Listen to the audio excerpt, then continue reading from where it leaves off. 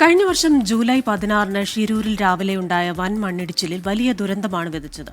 8 പേർക്ക് ജീവൻ നഷ്ടമായി. മലയാളി ലോറി ഡ്രൈവറായ അർജുന്റെ തിരോധാനം സംഭവത്തെ ദേശീയ ശ്രദ്ധയിൽ എത്തിക്കുകയായിരുന്നു. 72 ദിവസങ്ങൾക്ക് ശേഷമാണ് ഗംഗാവലി പുഴയിലെ ലോറിയിൽ നിന്ന് അർജുന്റെ മൃതദേഹം കണ്ടെത്തിയത്.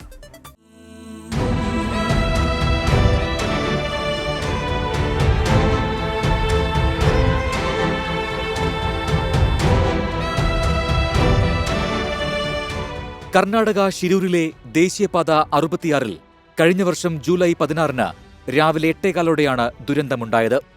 മണ്ണും പാറയും ചെളിയും ദേശീയപാതയിലേക്ക് ഇരച്ചെത്തി.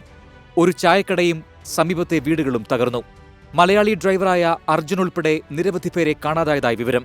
തുടർന്ന് രക്ഷാപ്രവർത്തനം ആരംഭിച്ചെങ്കിലും മഴ തടസ്സമായി. 3 ഘട്ടങ്ങളായിട്ടായിരുന്നു തിരച്ചിൽ. കാർവാർ MLA സതീഷ് കൃഷ്ണസെയിൽ സജീവമായി രംഗത്ത്. തിരച്ചിൽ പേരിനു മാത്രമേയുള്ളൂവെന്ന് അർജുന്റെ ബന്ധുക്കളുടെ ആരോപണം. കർണാടക മുഖ്യമന്ത്രി സിദ്ധരാമയ്യ ദുരന്തസ്ഥലം സന്ദർശിക്കുകയും രക്ഷാപ്രവർത്തനങ്ങൾ വിലയിരുത്തുകയും ചെയ്തു. NDRFും നാവികസേനയുടെ മുങ്ങൽ വിദഗ്ധരും തിരഞ്ഞിട്ടും ശ്രമങ്ങൾ വിഫലമായി. ജൂലൈ 20-ന് പുഴയിൽ സോണാർ, റഡാർ പരിശോധനകൾ നടത്തി.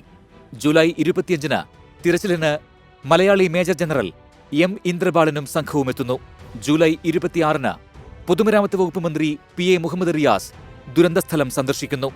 ജൂലൈ 27-ന് സന്നദ്ധ പ്രവർത്തകൻ ഈശ്വർ മാൽപയും സംഘവും തിരച്ചിലിനെത്തുന്നു.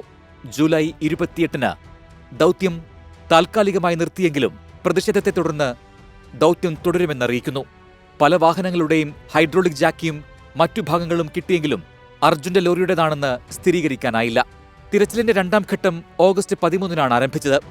ഓഗസ്റ്റ് 14-ന് ലോറിയിലുണ്ടായിരുന്ന വടം നാവികസേന കണ്ടെത്തി. തിരച്ചിലിന്റെ 3ാം ഘട്ടം സെപ്റ്റംബർ 20-ന് ആരംഭിച്ചു. ഗോവയിൽ നിന്ന് ഡ്രഡ്ജർ എത്തിച്ച് തിരച്ചിൽ നടത്തി. സെപ്റ്റംബർ 21-ന് മറ്റൊരു ലോറിയുടെ സ്റ്റിയറിംഗ്, ക്ലച്ച്, ടയർ എന്നീ ഭാഗങ്ങൾ കണ്ടെത്തി. സെപ്റ്റംബർ 22-ന് അധികൃതരുമായുള്ള തർക്കത്തെ തുടർന്ന് ഈശ്വർ മാൽപെ തിരച്ചിൽ നിർത്തി. സെപ്റ്റംബർ 23-ന് ഇന്ദ്രബാലന്റെ നേതൃത്വത്തിൽ വീണ്ടും തിരച്ചിൽ. ഒടുവിൽ 72 ദിവസത്തെ കാത്തിരിപ്പിനൊടുവിൽ സെപ്റ്റംബർ 25-ന് ഉച്ചകഴിഞ്ഞ് 3 മണിയോടെ പുഴയിൽ ലോറി കണ്ടെത്തി. ലോറിയുടെ ക്യാബിനിൽ അർജുന്റെ മൃതദേഹ ഭാഗങ്ങളും. Research desk 24.